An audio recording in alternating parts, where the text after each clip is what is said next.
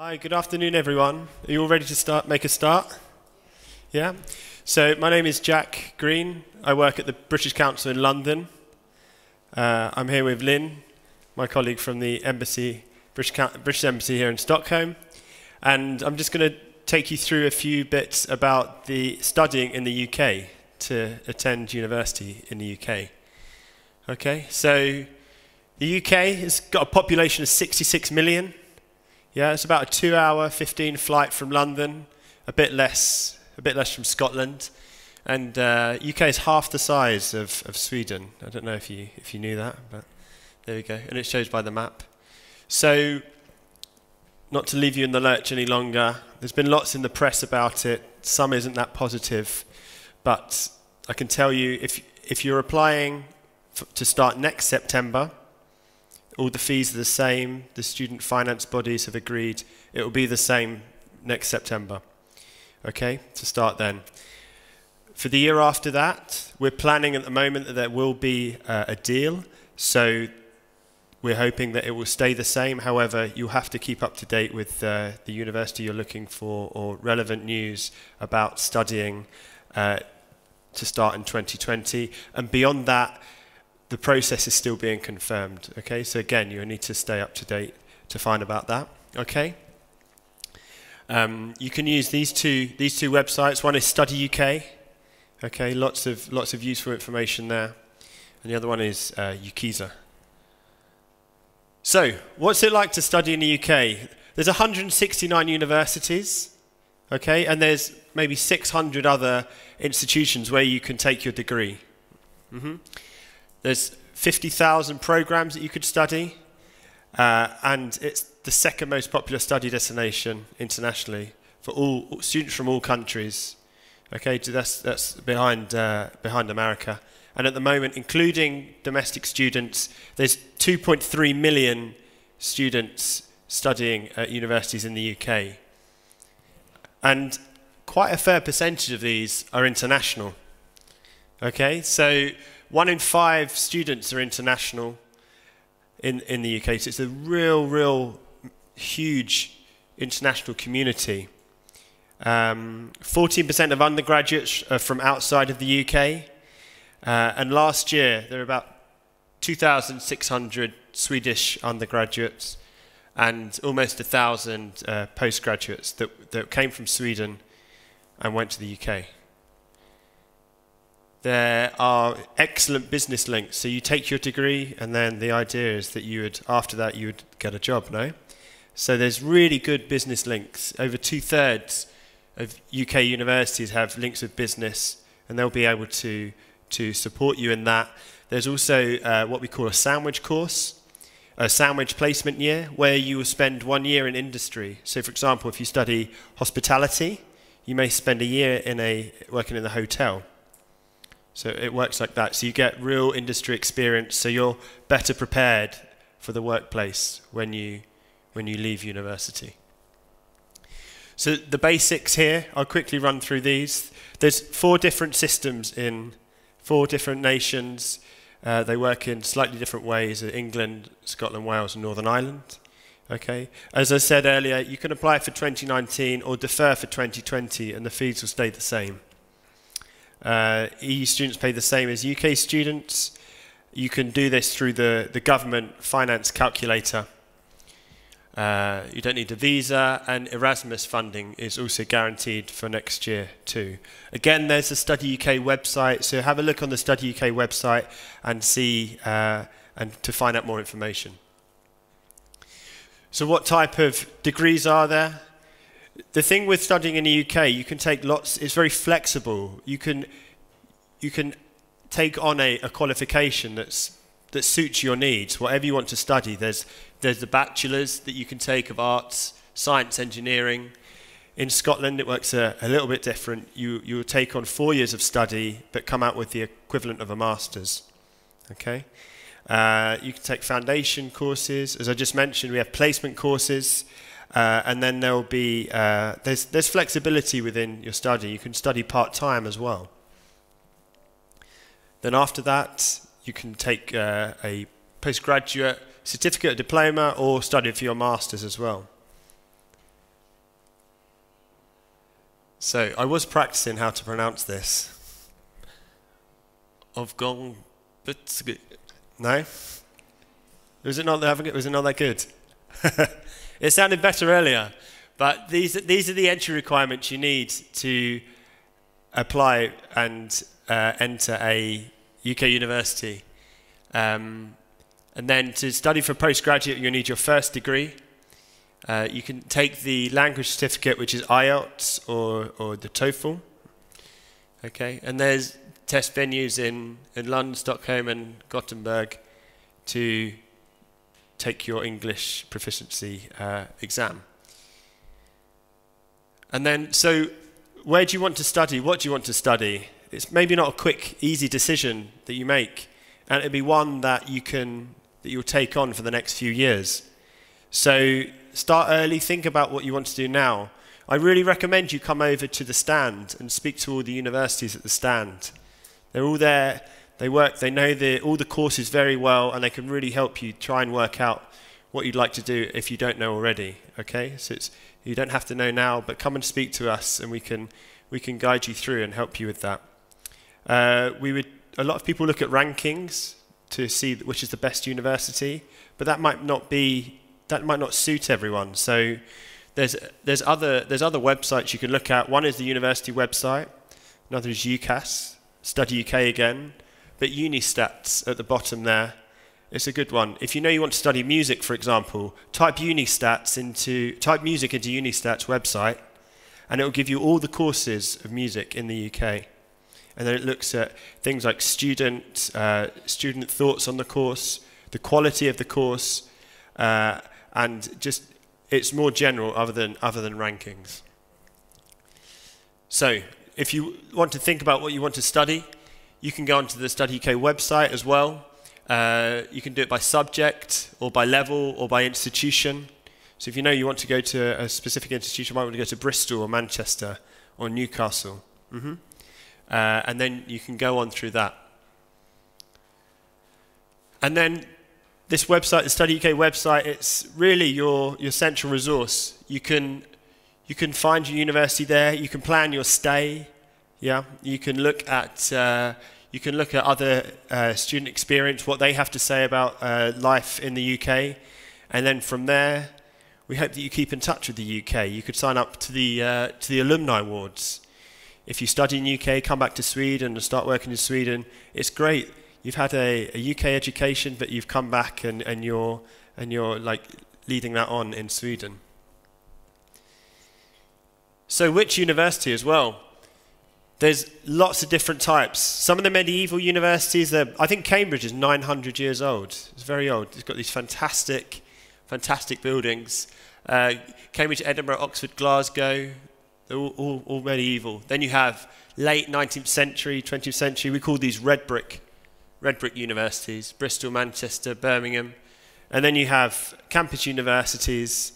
And then later still, we have the new universities. They used to be called polytechnics, but they're new universities, like Middlesex, Anglia Ruskin. And then there's the specialist colleges that do art and design. Okay? So London, has anyone been to London? Yeah? Oh, a lot of hands. Is that where you want to study? Yeah, lots of nods. But the UK isn't only about London. Don't forget that. There's other great cities in the UK. I think this is Manchester. Manchester is a super city, yeah? You can study in places like Leeds and York, Exeter, deep in the south of the UK. And then does anyone know where this is? Oxford, yeah, okay, it's Oxford. This is one of the medieval universities, and you could study here. Anyone fancy that? No? It'd be quite fun. I don't know about the Wi-Fi, how the Wi-Fi is there. You could also study here, which is quite nice. Lovely clear waters. It might be a bit cold in the winter, but there's lots of different places to study. Yeah. So costs. England and Northern Ireland is a maximum of £9,250. It's a little bit lower in Wales. It's free in Scotland. Postgraduate starts about 3,500 and MBA goes up from there. As an indication of costs, we say it might be around 12,000 a year, okay, for living. It'd be a bit more expensive in London. And then a really good article is the one at the bottom. It's from Times Higher Education. It's just cost of studying at university in the UK. So I'd really recommend you to go and read that. So financial assistant, there's support. You'll be able to apply for UK from the UK government for finance for your student loans, and then that will be paid back once you earn 25,000 or 2,900, 500 krona, and you'll pay 9% above that threshold. There's also the Swedish government funding as well, CSN, if you're familiar with that. Yeah, they also can support too.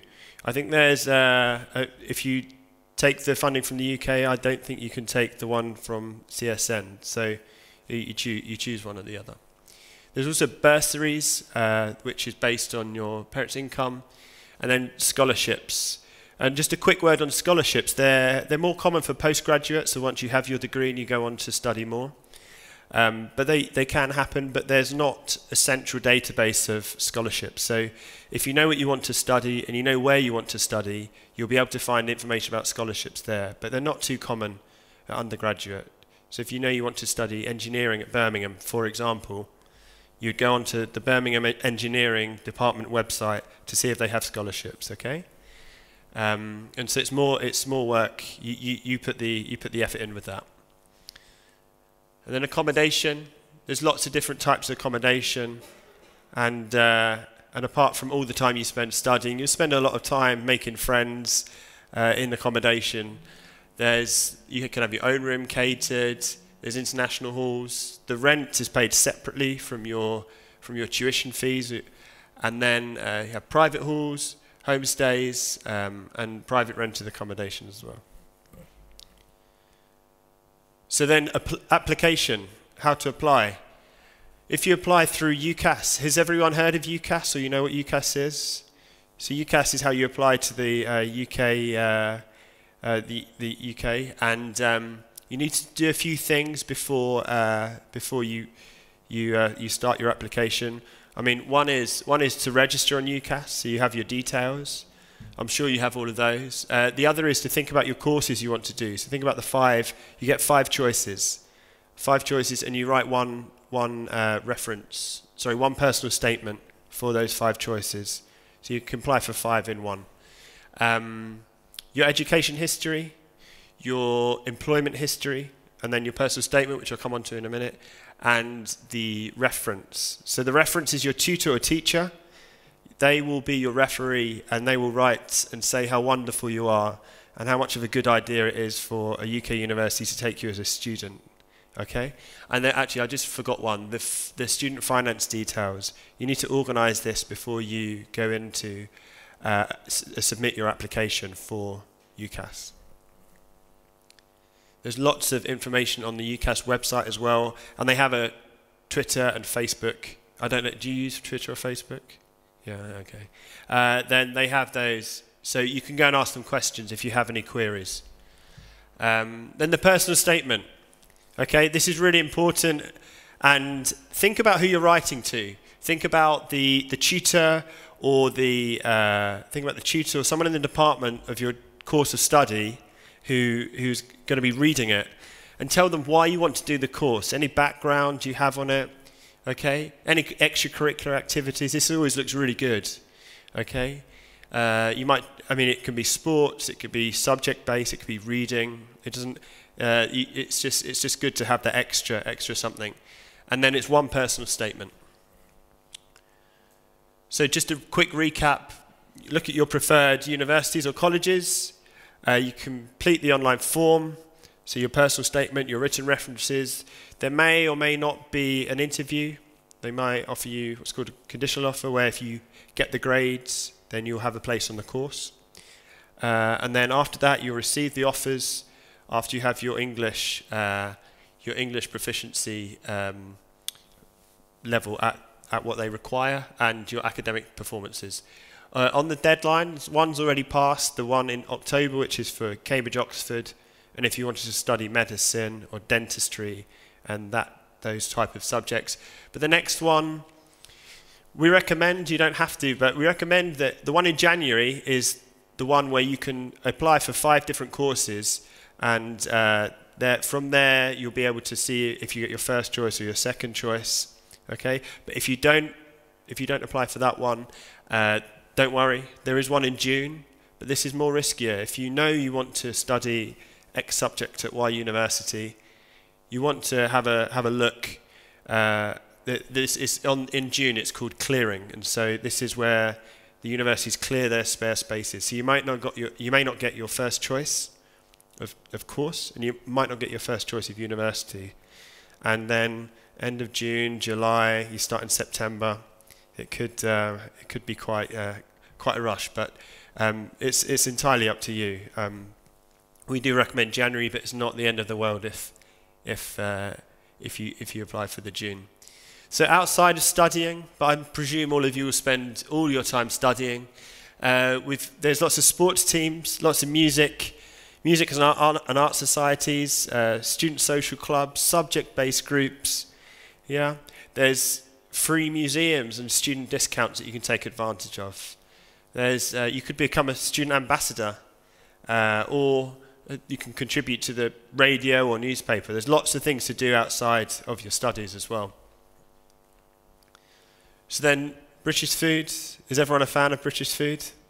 Yeah, fish and chips. Yeah, no?